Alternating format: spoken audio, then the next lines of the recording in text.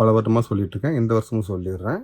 எங்கள் வீட்டில் எங்கள் வீடு என்பது எங்கள் பரம்பரை, எங்கள் முன்னோர்கள் அந்த காலத்திலேருந்து எந்த காலத்துலேயுமே எந்த ஒரு காலத்திலேயும் எந்த ஒரு வெள்ளைக்கார நாயையும் வெள்ளைக்கார கிறிஸ்தவ நாயும் எங்கள் வீட்டுக்குள்ளே வந்ததே இல்லை, வீட்டுக்குள்ளே விட்டதே கிடையாது.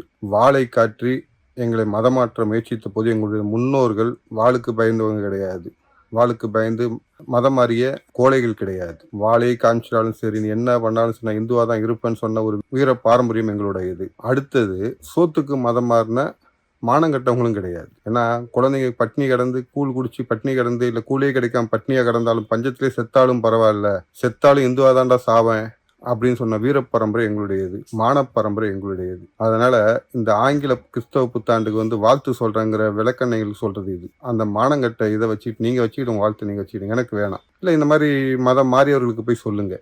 எனக்கு சொல்லி எனக்கு நீங்க சொல்றவன் என்ன அவங்களை சந்தேகப்பட வேண்டியதாக இருக்கு.